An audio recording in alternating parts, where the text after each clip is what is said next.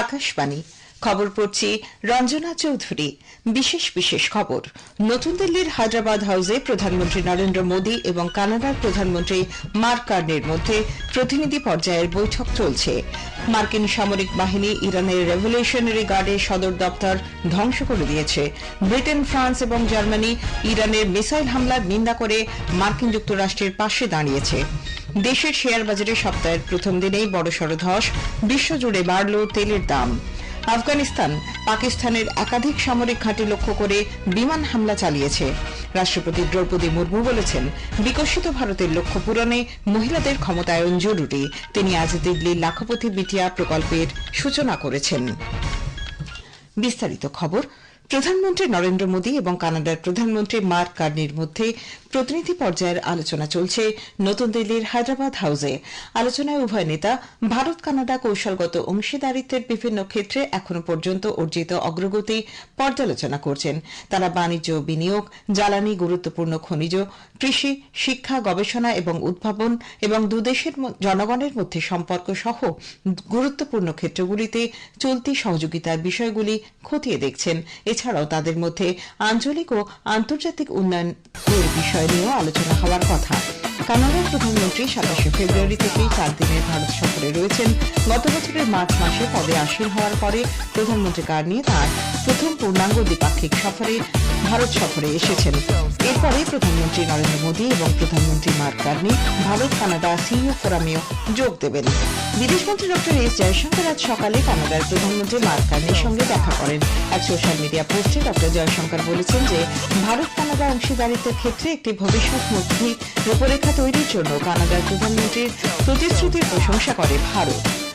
মার্কিন যুক্তরাষ্ট্রের সামরিক বাহিনী ইরানের ইসলামিক রেভলিউশনারি গার্ড কোরের সদর দপ্তর ধ্বংসের বিষয়টি নিশ্চিত করেছে। ট্রুথ সোশ্যাল প্ল্যাটফর্মে একটি পাবলিক পোস্টে রাষ্ট্রপতি ডোনাল্ড ট্রাম্প বলেছেন, মার্কিন সেনাবাহিনী ৯টি ইরানি নৌজাহাজ ধ্বংস করেছে।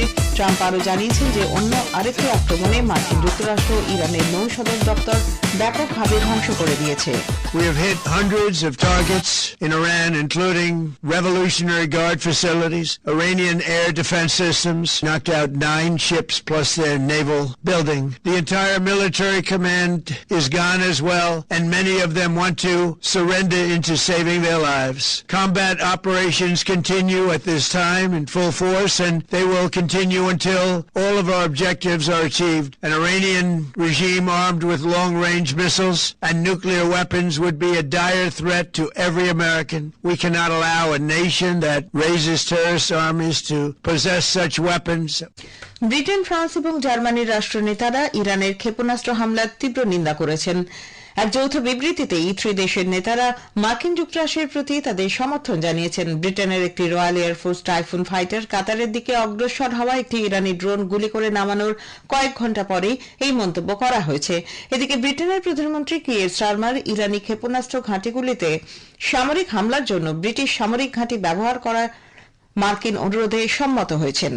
The United States has requested permission to use British bases for that specific and limited defensive purpose. We have taken the decision to accept this request to prevent Iran firing missiles across the region, killing innocent civilians, putting British lives at risk, and hitting countries that have not been involved.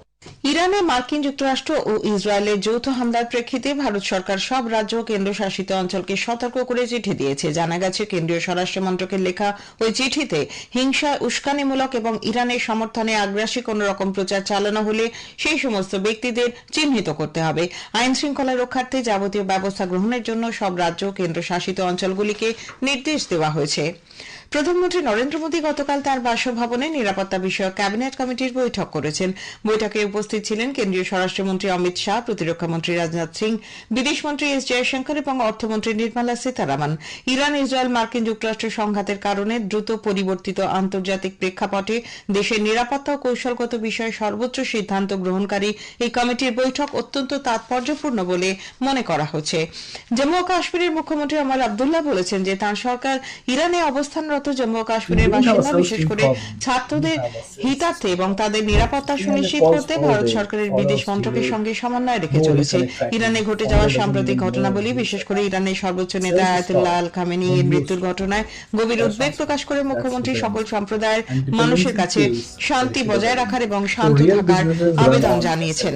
দেশের share বাজারে সপ্তাহের প্রথম দিনের শুরুতে বড়সড় ধস নামে পশ্চিম এশিয়ার সংঘর্ষের কারণে এই পতন বলে মনে করা হচ্ছে। পরে বাজার কিছুটা উঠলেও বোম্বে শেয়ার বাজারের সূচক সেন্সেক্স ও জাতীয় শেয়ার সূচক নিফটি এখনো পর্যন্ত 1.6% নিচে নেমে সেন্সেক্স দাঁড়িয়েছে ৭৯,৯৭৭ পয়েন্টে এবং নিফটি ২৪,৭৭৭ পয়েন্টে। পশ্চিম এশিয়ার যুদ্ধের প্রভাব পড়েছে তেলের দামেও। বিশ্ববাজারে ব্রেন্ট ক্রুড এবং নিমেক্স লাইট তেলের দাম 10% বেশি বেড়েছে। আজ বাজার খোলার সময় ব্রেন্ট ক্রুডের দাম প্রায় 9% বেড়ে দাঁড়িয়েছে ব্যারেল পিছু ৭৯.৩০ মার্কিন ডলার। অন্যদিকে নিমেক্সের দাম বেড়ে হয়েছে ব্যারেল পিছু ৭২.৭০ মার্কিন ডলার। পশ্চিম এশিয়ার বর্তমান পরিস্থিতি বিচার করে এয়ার ইন্ডিয়া একটি ভ্রমণ পরামর্শ জারি করেছে। সংযুক্ত আরব আমিরশাহী, ইউএই, সৌদি আরব, ইসরায়েল এবং কাতারে যাওয়া আসার সমস্ত উড়ান আজ দিনের শেষ পর্যন্ত বাড়ানো হয়েছে। স্থগিতাদেশ আজ দিনের শেষ পর্যন্ত বাড়ানো হয়েছে। আজ ইউরোপের নির্ধারিত কিছু উড়ানও বাতিল করা হয়েছে।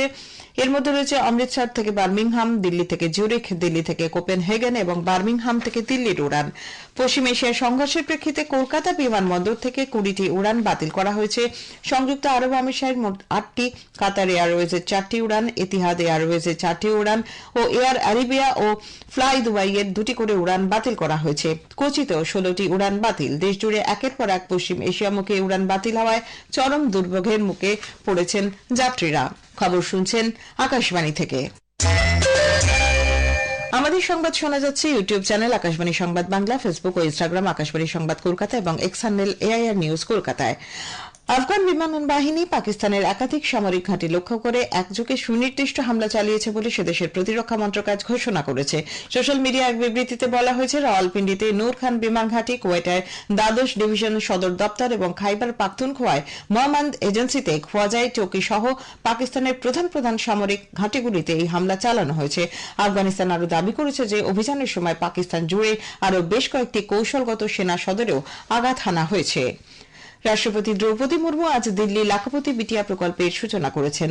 দিল্লির ইন্দিরা গান্ধী ইন্ডোর স্টেডিয়ামে এই অনুষ্ঠান চলছে। রাষ্ট্রপতি বলেন, 2047 সালের মধ্যে বিকশিত ভারত গড়ার লক্ষ্য সফল করতে মহিলাদের ক্ষমতায়ন জরুরি।